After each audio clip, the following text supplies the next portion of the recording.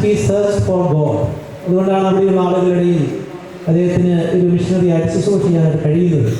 പ്രിയപ്പെട്ട അച്ഛൻ്റെ ഈ വലിയ ജൂബിലി ആഘോഷത്തിൽ അച്ഛൻ്റെ ബിഷപ്പ് അവിടെ ഇത്ര യാത്ര ചെയ്തു വന്നതിൽ എനിക്ക് ചെറിയ ഇച്ഛാഭംഗം ഉണ്ടെന്നുള്ള കാര്യം അറിയിക്കുകയാണ്.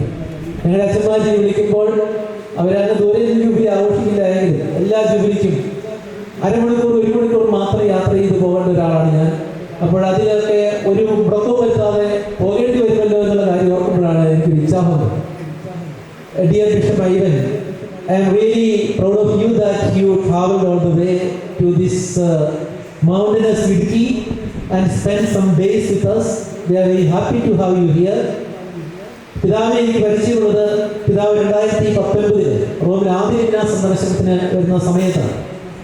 അപ്പോൾ ജമ്മു ശ്രീനഗർ പോലെ ഇടുക്കി പോലെ ഒരു രൂപതയിലെ പിതാക്കന്മാർ താമസിക്കുന്ന റോമിലെ അത്രയൊന്നും തൊട്ടടുത്തല്ലാത്ത കുറച്ചുകൂടി ഡിസ്റ്റൻ്റ് ആയിട്ടുള്ള സ്ഥലത്താണ്. അവിടെ താമസിക്കാൻ ഒരു ഗുണമുള്ളത് വാടക കൊടുക്കുന്നതാണ്.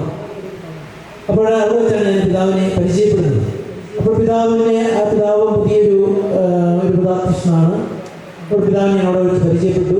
പിന്നീട് CBSI മീറ്റിങ്ങുകളിൽ ഞാൻ പിതാവിനെ പരിചയപ്പെടുവാനായിട്ടിടയായി. ഇന്ത്യയിൽ ധാരാളം മെത്രാന്മാരുണ്ട്.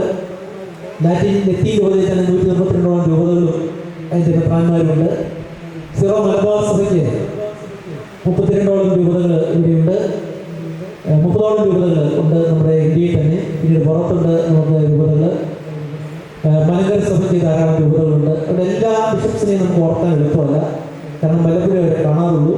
ഒരു പ്രാവശ്യം കണ്ട് അടുത്ത പ്രാവശ്യം വരുമ്പോൾ പ്രായമുള്ളവർ ഒട്ടനവധി പുതിയ ആളുകൾ വരും.